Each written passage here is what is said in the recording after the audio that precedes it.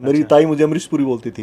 रोना आ जाता है आदमी को, मतलब आप सोचते हो कि कभी मैं स्क्रीन पे हो सकता हूँ, उस स्क्रीन पे आप हो। मैंने मुड्ढे पे मुड्ढा, उस पर एक ईंट लगाई, ईंट को इस तरह से मैनेज किया कि वो स्क्रीन बिल्कुल ऐसे सीधी रह जाए, और उस तरह से मैंने ऑडिशन दिया। रवि किशन जी क्या गजब आर्टिस्ट है यार, मतलब आदमी भी बहुत बढ़िया है। तो लाइफ स्कूल और ड्रामा से ही मैंने सीखा, मतलब मैंने ऑब्जर्व करके सीखा लोगों को। कहीं मैंने आइडिया की सिम बेची, फिर एक कंप्यूटर सेंटर चरखी दादरी में, उसके लिए कंप्यूटर के कोर्स बेचे। तो मेरे दोस्त इस पॉडकास्ट को देख रहे हैं, वो जानते मेरा नाम लादेन था वहाँ पे, ऐसे भी नहीं गिनने नहीं हमें। तो उस तरह के पापा हमारे तो जमींदार आदमी, 2 किला के हम बरानी जमींदार। पहली हिंदी वेब सीरीज तो नंबर 6 तक ट्रेंडिंग है पूरे थ्रू आउट द नेटफ्लिक्स। देख रहे थे स्क्रॉल कर करके नेटफ्लिक्स को, तो रोज नंबर 1 दिखा रही थी, तो बड़ा मतलब मन खुश हो रहा था। लोग फोन कर करके बोल रहे थे कि यार क्या काम किया है। फेम आप नहीं कमा रहे हो, आपका काम कमा रहा है। काम करो, दबा के करो। नमस्कार दोस्तों, मैं हूं आपका दोस्त विनोद शर्मा। और फिलहाल भिवानी से किरियाना की दुकान से बॉलीवुड के बड़े सुपरस्टार के रूप में जो लोग जाने जाते हैं, उनके साथ काम करने वाले सुधीर सांगवान मेरे साथ मौजूद हैं, जो कि नेटफ्लिक्स तक पहुंचे हैं। उनकी एक वेब सीरीज चल रही है फिलहाल, जो कि मामला लीगल है के टाइटल के साथ है। किसी भी व्यक्ति ने नहीं देखी है और नेटफ्लिक्स का सब्सक्रिप्शन उसने ले रखा है, या उसने सुना है कि ये वेब सीरीज आई है, तो उसको जाकर के देख लें। क्योंकि एक व्यक्ति जो कि भिवानी में ही रहने वाला है, भिवानी का ही है, वो व्यक्ति अब छाया हुआ है वर्ल्ड वाइड। 198 देशों में ये वेब सीरीज देखी जा रही है। इससे पहले का अगर पार्ट 1 की बात कर लें तो ये 198 देशों में रैंक पर रही थी 6 तक, और इंडिया में तो नंबर 1 रैंक पर फिलहाल लीगल है, मामला लीगल है, जो वो नंबर 1 चल रही है। और ऑल ओवर वर्ल्ड की बात कर ले तो वहाँ पे भी काफ़ी कई कंट्री में ये ट्रेंडिंग में है फिलहाल। और बड़ी बात ये है कि हिंदी वेब सीरीज है, जो कि कई इतने सारे देशों में, कंट्री में ये देखी जा रही है और ट्रेंडिंग में है। मैं बात करूँगा फिलहाल एक ऐसा व्यक्ति जो स्ट्रगल के दौर से निकला, जो किरियाना की दुकान चलाता था, और वह आज इस पद पर पहुंचा है कि बड़े बड़े बॉलीवुड स्टार्स के साथ काम करता है। और यूं ही नहीं कि छोटा मोटा करेक्टर हो, आप अगर जाके देखेंगे और इंस्पेक्टर पेप्सू को देखेंगे तो आपको पता लगेगा कि भिवानी के सुधीर सांगवान जो हैं, वो कैसे किरियाना की दुकान से बॉलीवुड के स्टार्स के साथ जा पहुंचे, काम करते हैं, बड़ा नाम है, और जो सपना था वो पूरा कर लिया। तो मैं आपका स्वागत करता हूं, बहुत बहुत स्वागत है आपका। धन्यवाद। ये तो एग्जैजरेट हो गया, मतलब मुझे लगता है बहुत ज़्यादा ही हो गया। किरियाना की दुकान एज सच तो नहीं कह सकते, वो हमने किया तो एक स्टार्टअप था। पर सबसे पहले मैं आपके दर्शकों को धन्यवाद देना चाहूँगा, भिवानी अपडेट के सारे दर्शकों को मेरी राम राम।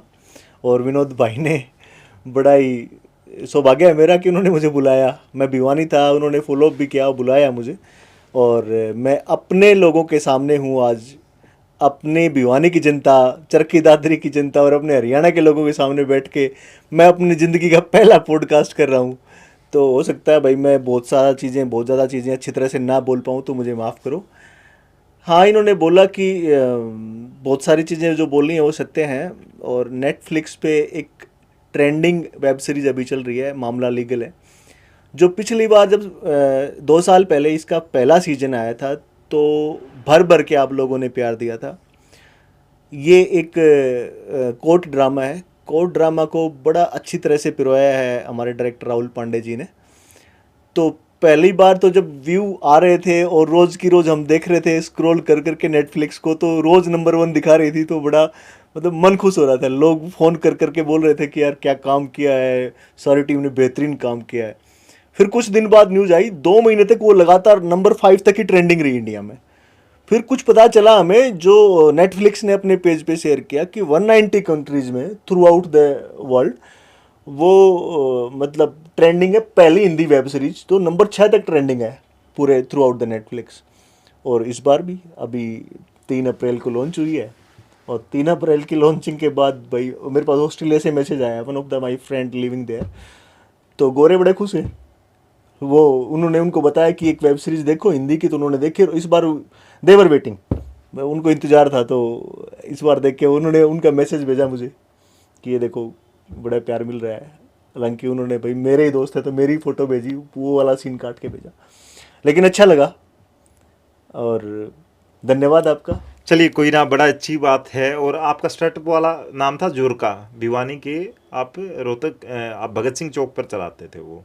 हाँ, मतलब लाइफ पेंडुलम की तरह रही। हम्म, ग्रेजुएशन के बाद मैंने कई कॉरपोरेट्स में काम किया, कॉरपोरेट्स के बाद तो मीन टाइम में थिएटर का मतलब बहुत शौकीन था मुझे, है ना, सिनेमा देखना, सिनेमा को उस नज़र से देखना कि कोई क्या कैसे काम कर रहा है, या फिर लोगों को भी उसी नज़र से ऑब्जर्व करना कि ये अपनी लाइफ में इस ऐसा है तो क्यों है, और ये अपनी चीज़ों को ऐसे कर रहा है तो क्यों कर रहा है।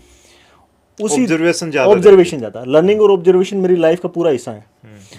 तो मैं चलता रहा अपना दिनचर्या चलाने के लिए कॉर्पोरेट जॉब की, फिर वो एक कुछ भी नया करने का कीड़ा था, तो अचानक से मैंने जॉब छोड़ दी। एक अच्छे हैंडसअप जगह पे जब हम सोचते हैं कि हम जो जहाँ पे सोचते हैं कि वीपी बन जाएंगे हम, वाइस प्रेसिडेंट एक पोस्ट होती है कहीं भी कॉर्पोरेट में, तो मैं वहाँ तक पहुँचा।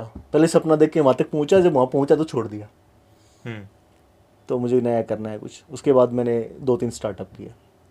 मैंने स्टार्टअप का नाम भी थोड़ा सा बता दें आप। मैंने पहला स्टार्टअप किया mymisत्री.com। इसमें क्या था? मैंने कुछ सर्विसेज ऑफर करी लोगों को। आजकल एक बहुत अच्छी कंपनी है अर्बन क्लैप, जो अब अर्बन कंपनी हो गई है, वो ये सब सर्विसेज दे रही है। I was operating in Gurgaon, तो मैंने वो सब किया। कुछ कंडीशंस आए ऐसी थी कि मुझे लगा कि वो बहुत ज़्यादा कंटिन्यू नहीं कर पाऊँगा। I was doing good. तो बिफोर कोविड कुछ डेटा वेटा लीक हुआ और किसी बड़ी कंपनी ने वो डेटा चोरी किया, तो हमारा कॉमन सीटीओ था।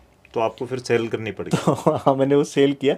और टचवुड अभी तो कहूँगा ही वो भले लोग थे, है ना, तो मैं पूरा नाम नहीं बताऊँगा, नहीं तो वो चीज़ वापस मुझे लिटिगेट कर देंगे उस चीज़ को लेके।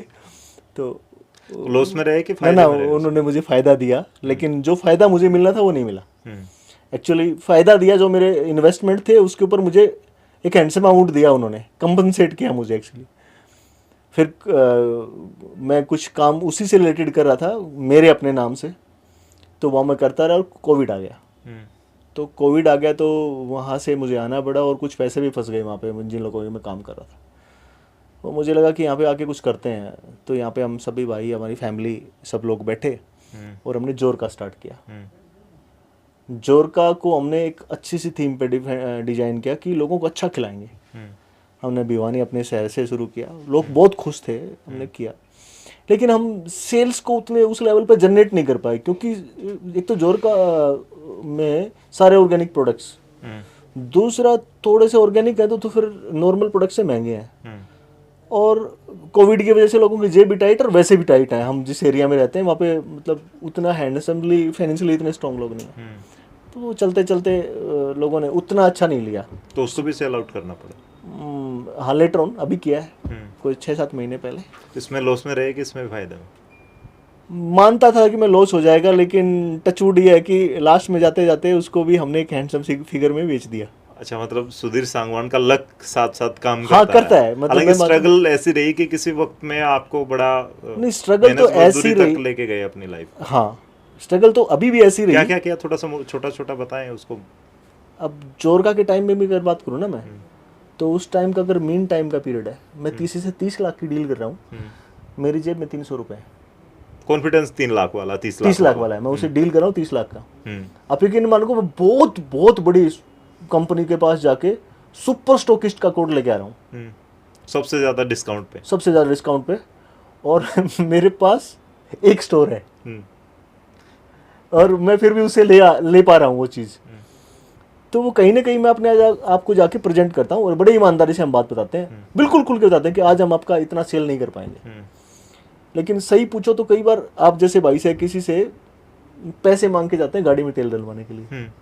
ये भी सिचुएशन थी बीच में। फाउंडर हैं हम बहुत बड़े स्टार्टअप के, लेकिन पैसे नहीं है। फंड क्रंचेस में स्ट्रगल बहुत है जी। एक स्टार्टअप है ना, अपनी और अपने परिवार की लाइफ को ना बर्बाद करने का भी तरीका है स्टार्टअप फाउंडर के लिए। अगर वो मेंटली बहुत स्ट्रांग नहीं है तो वो मर जाएगा।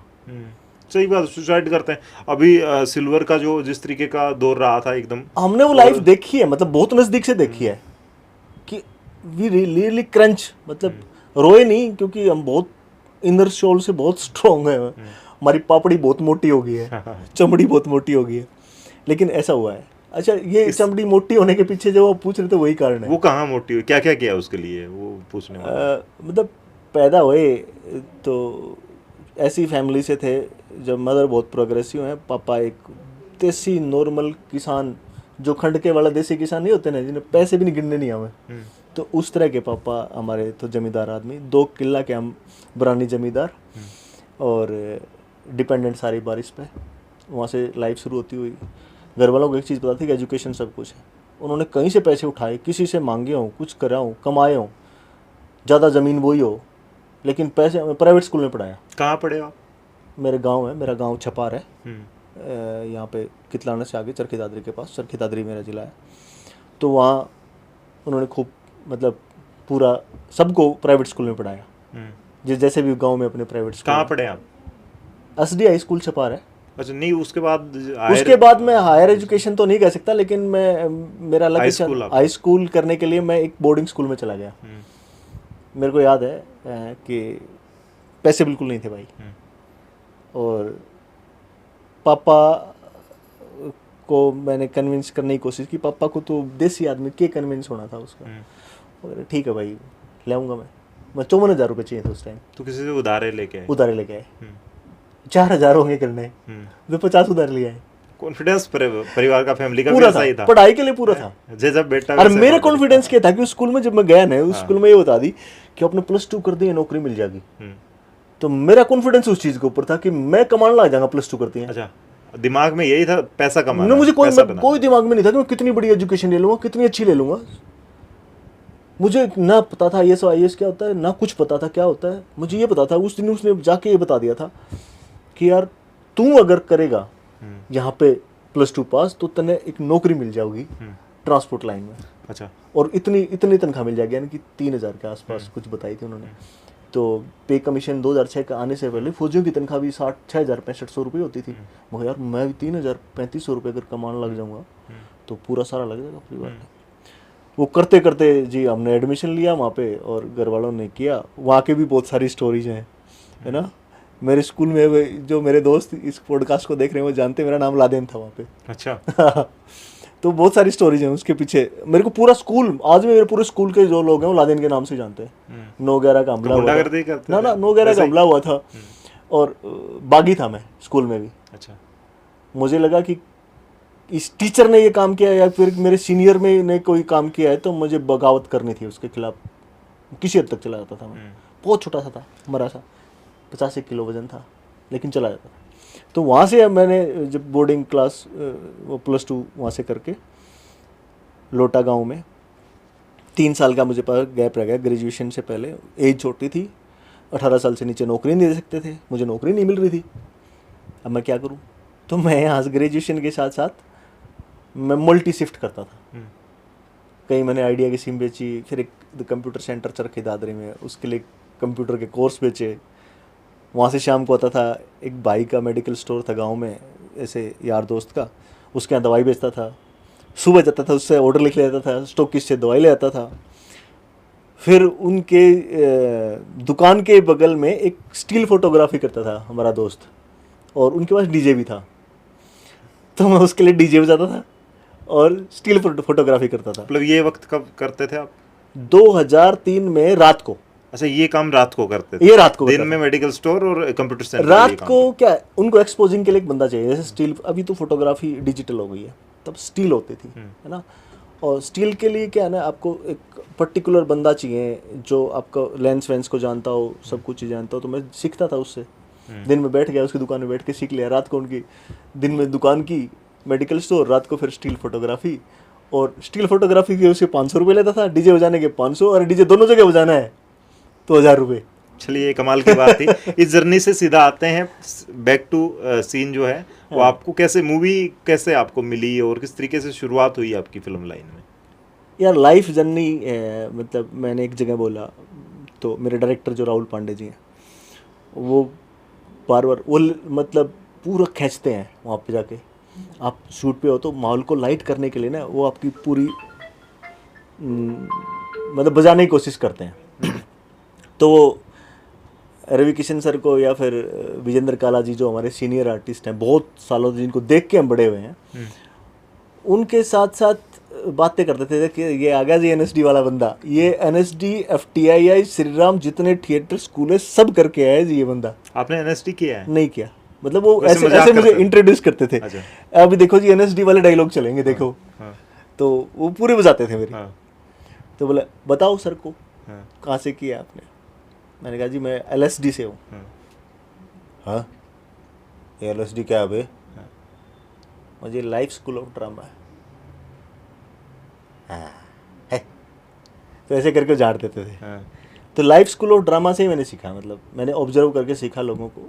और हाँ ये मैं थिएटर बहुत जगह मैंने विजिट किया है, और मैं चासुडू था इस चीज़ का, देख देख के सीखा देख है। देख के वो सीखा। अच्छा। पहला ब्रेक मुझे मिला, one of the my friend called me. उन्होंने कहा कि भाई एक मैं फ़िल्म कर रहा हूँ, फिल्म नहीं वेब सीरीज कर रहा हूँ, और मुझे रेकी बोलते हैं लोकेशन देखने को, रेकी बोलते हैं, मैं रेकी करने आ रहा हूँ, मुझे लोकेशन दिखाओ। तो मैंने अपने गांव के आसपास और बहुत जगह लोकेशन दिखाई उनको, और लोकेशन देखते देखते उनसे बॉन्डिंग अच्छी हो गई। तो उन्होंने आपको ऑफर कर दी। हाँ उन्होंने कुछ दिन बाद जाने के बाद कहा कि एक करेक्टर है तू करेगा। मैंने उसको ऑडिशन करके घर से भेजा, और ऑडिशन भी मैं पहला ऑडिशन का गजब सीन है। मेरे पास कोई इंस्ट्रूमेंट नहीं था जिसमें मैं कैमरा लगा लूँ, कैमरा अंदर से फ़ोन रख लूँ। मैंने मुड्ढे पे मुड्ढा, उस पर एक ईंट लगाई, ईंट को इस तरह से मैनेज किया कि वो स्क्रीन बिल्कुल ऐसे सीधी रह जाए, और उस तरह से मैंने ऑडिशन दिया। बड़े जुगाड़ू ऑडिशन थे। उसके बाद कौन सी मूवी थी वो? विरोध थी वो, एमएक्स प्लेयर पे आई है विरोध वेब अच्छा, सीरीज। पहली ही मूवी जो आपने की वो एमएक्स हाँ प्लेयर के लिए की थी। ये मेरे लिए बड़ा था कि मैंने पहली ही जो वेब सीरीज की विरोध, टचवुड, और राहुल भाई का बहुत बहुत धन्यवाद, राहुल दैया भाई का। तो उन्होंने मुझे पहली फिल्म दी मेरे। उसके लिए पैसे भी मिले? आप ये यकीन मानो मुझे बड़ा हैंडसम अमाउंट मिला उसके लिए। अच्छा। और हरियाणा के मेरे जितने भी आर्टिस्ट थे वो ऐसे ही जैसे आप बोल रहे हो वैसे ही होते थे। हैं? मैंने कहा कि मुझे उस 6,500 रुपये पर डे मिल रहे हैं इसके लिए। करे भाई 500 रुपये नहीं देता हरियाणा में कोई, घर से भी लगाने पड़ जाते हैं। भाई मेरे को मिल रहे हैं, और मिल रहे हैं मेरे को। हाँ और 8,500 में मैं अटक गया था कि मैं इतने लूँगा, हाँ।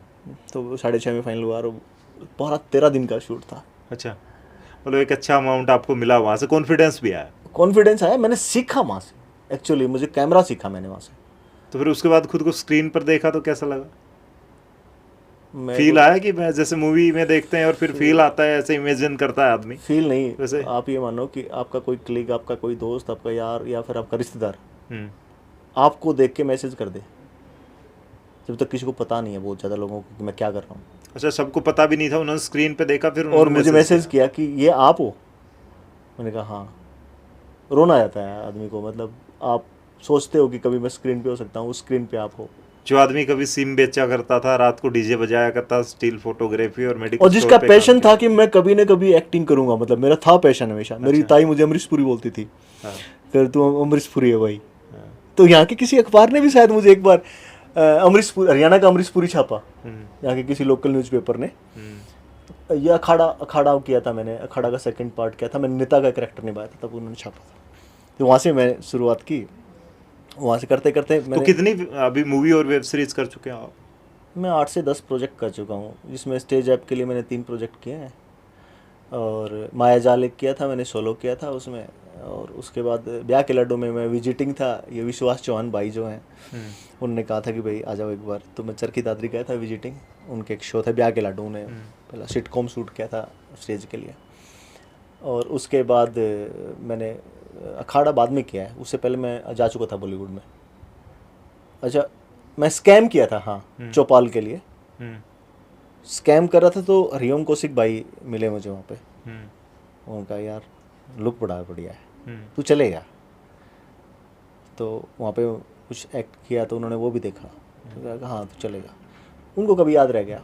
तो 2-3 महीने बाद कभी भी उनके पास किसी ने बॉलीवुड से, वहीं से कास्टिंग हाउस, पहले कास्टिंग में काम करते थे हरिओम भाई, तो उनका फ़ोन आया कि मुझे कुछ करैक्टर चाहिए, हरियाणवी बोली हो, दिल्ली आइट्स हो, और कुछ इस तरह का चाहिए, रोबीला सा फेस चाहिए। उन्होंने मुझे मेरा नंबर दिया, कॉल आया कैसे से। वो क्लीन स्टेट प्रोडक्शन का एक फिल्म, फीचर फिल्म थी अफगानिस्तान, जो कि पूरी नहीं हो पाई। तो ये इसको शूट आपने विदेश में किया? जा रहे थे हम, गए नहीं। अच्छा, गए नहीं आप? हाँ, यहाँ इंडिया में शूट था, फिर उज्बेकिस्तान था।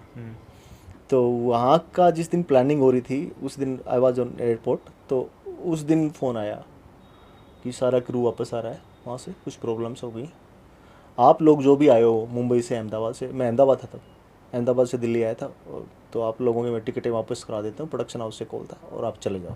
तो उसके साथ कौन लीड होने वाला था या उसमें तृप्ति डिमरी और विजय वर्मा जी लीड कर रहे थे। यशपाल शर्मा जी जो है वो एक इंस्पेक्टर बेनीवाल, अच्छा करेक्टर था, वो कर रहे थे, और मैं एक रो एजेंट का करेक्टर था, वो कर तो रहा अभी था। डब्बा बंद होगी वो वो डब्बा बंद होगी, अच्छा। लेकिन एक्सपीरियंस तो वहाँ भी था। मैं पता चला कि लोग ट्रीटमेंट कैसा देते हैं, सब चीज़ें। किस बड़े बड़े स्टार से मिले हैं अब तक, किस बड़े स्टार के साथ काम कर चुके हैं?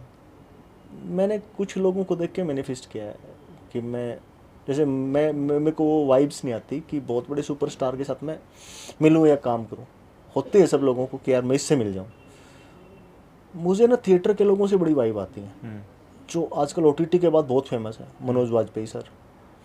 मैंने पंचायत देखी लॉकडाउन में, मैंने मैनिफेस्ट किया मैंने इन लोगों के साथ काम करना है। बाद में मेरे पास कॉल आया प्रोडक्शन हाउस से, सॉरी कास्टिंग हाउस से, एंटी कास्टिंग से। उन्होंने कहा कि यार एक करैक्टर है, ये करोगे? उसकी डिटेल्स मैंने पढ़ी, तो प्रोडक्शन हाउस था पोसंपा पिक्चर। मैंने उनको सर्च किया कि कौन लोग हैं, फिर वो डिटेल में सर्च किया, तो पता चला कि ये वही लोग हैं जिन्होंने पंचायत बनाई थी। अब इन्होंने सेपरेट हो गए हैं, ये पोसंपा पिक्चर अपना प्रोडक्शन हाउस बना रहे, 3 लोग अलग सेपरेट हो गए, और टीवीएफ के सारे शो जो मुझे पसंद थे वो इन्होंने बनाए हैं। तो मेरी मैनिफेस्टेशन ऐसी होगी कि यार मुझे इसमें काम करना है। मैंने 3 ऑडिशन किए वहाँ पे, मतलब मैंने लीड के लिए भी क्या, रवि किशन के बाद अंजुम बत्रा जी, शायद मैं वो करेक्टर नहीं कर पाता, वो गजब काम किया उन्होंने। तो उसमें हुआ फिर आपको मिला? हाँ, पेप्सू मिला मैंने। अच्छा, ये उन्हीं का है? उन्हीं का है। Okay okay. फिर मैंने मैनिफेस्ट किया था कि मनोज वाजपेयी सर के साथ मैं कभी काम करूंगा। मैं बहुत बड़ा काम नहीं कर पाया उनके साथ, लेकिन एक मैंने ऐड शूट किया अमेजन प्राइम के लिए उनके साथ, और अच्छा एक्सपीरियंस था उनसे बात करने का भी। उनसे मिला, मैं बात की और एक काम किया। ऐड बड़ी फेमस गई, पूरी through out the world cup add चली, लोगों ने पहचाना मुझे, यार तू ऐड में आ रहा है। अमेजन प्राइम की, अमेजन प्राइम चलाने के लिए वो रिक्वेस्ट करे थे, वो वाली ऐड थी। तो इसके लिए पे आउट अच्छा मिलता है, बॉलीवुड वाला ही मिलता है, या फिर आपको एक साइड कैरेक्टर में जो जिस तरीके का रहता है?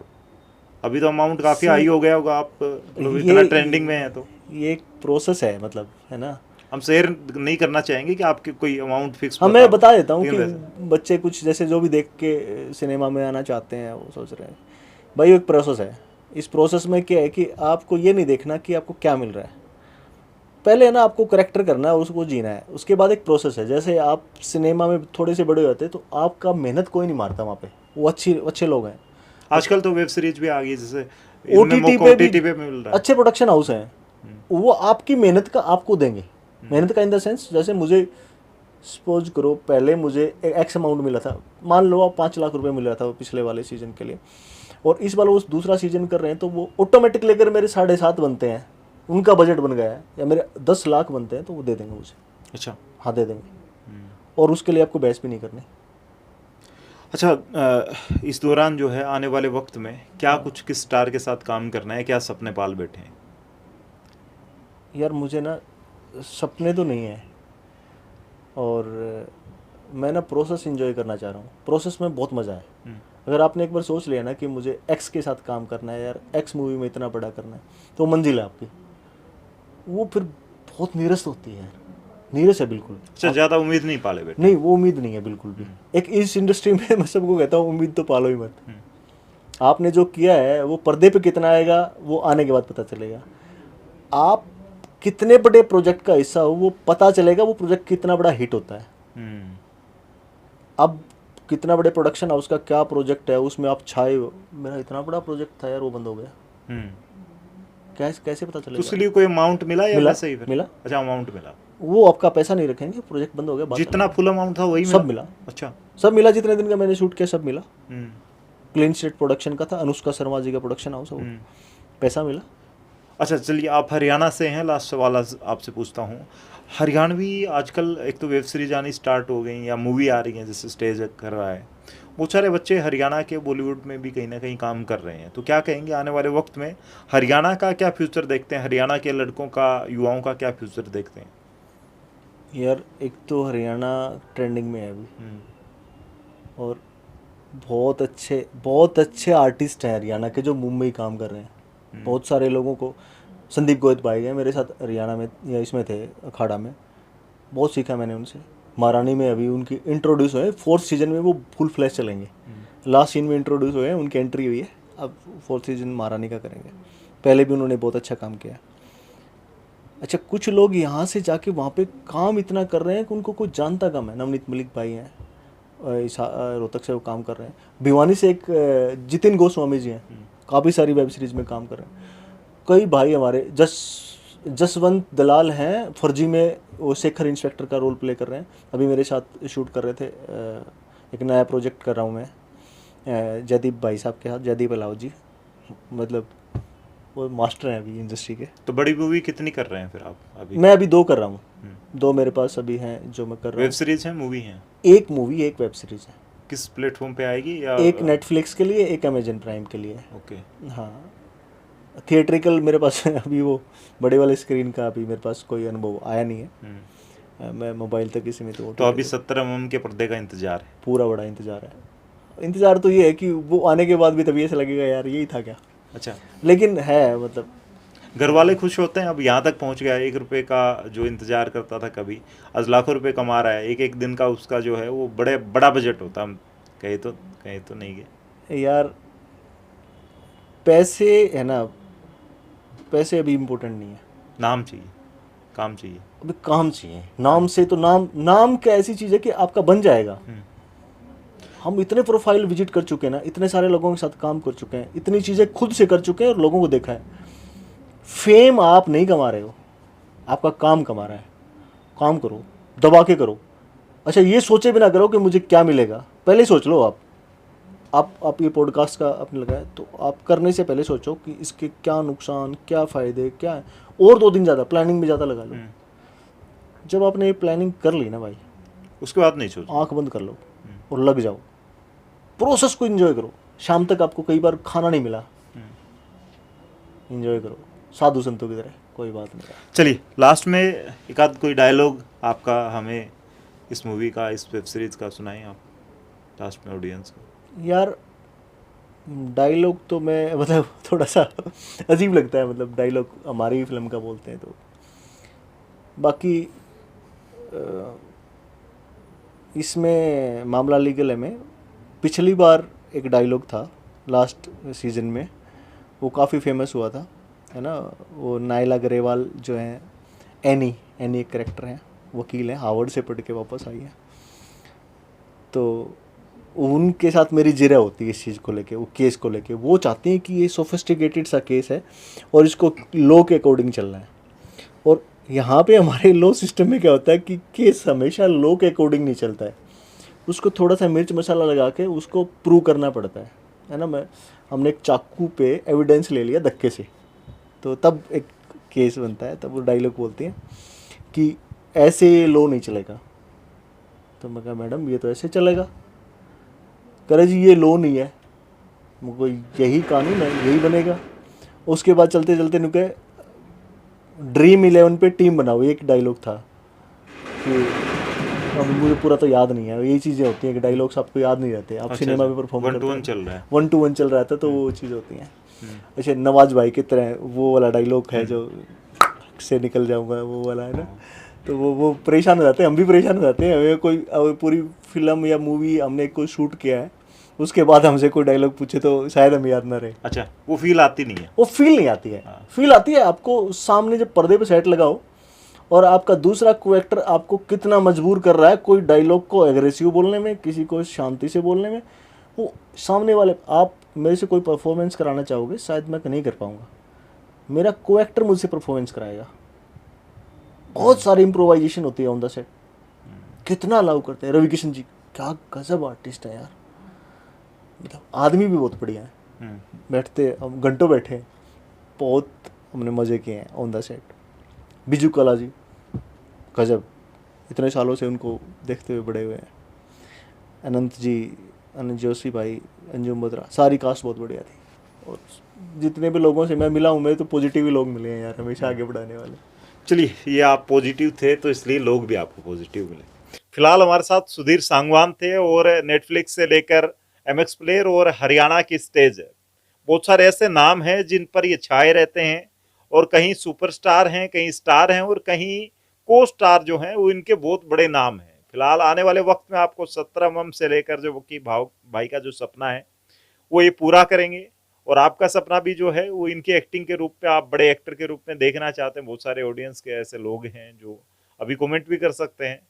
और बातचीत जो है हमारी कैसी लगी आप कमेंट में लिख के बताएं कि भिवानी की जगह जहां पर ये बेचा करते थे, चाय पत्ती बेच रहे हैं, चीनी बेच रहे हैं, बेच के काउंटर पे खड़े हो रहे हैं ये बेचने के लिए, आज ये बड़े स्टेज पर मुंबई की फिल्म सिटी में जाके काम करते हैं। बड़ा स्टेज होता है, बड़े को स्टार होते हैं, बड़े सुपरस्टार होते हैं इनके साथ, और वहां पर एक्ट करते हैं। फिलहाल छाए हुए हैं नेटफ्लिक्स पर, आप भी जाके देखिए इनकी ये वेब सीरीज और एंजॉय करके आइए। इनका करेक्टर जो है पेप्सू का, वो आप कितना लगता है आपको कि इन्होंने जो है उसके साथ इन्होंने जो सही से काम किया है, उसको सही से जिया है, उसको रिजल्ट दिया है, 100% दिया न्याय है, किया है न्याय किया है। तो फिलहाल आप वो कमेंट में लिख के बताएं, इस वीडियो को शेयर करें और भिवानी के ऐसे ही चेहरे हम आने वाले वक्त में आपके साथ लेकर के आएंगे।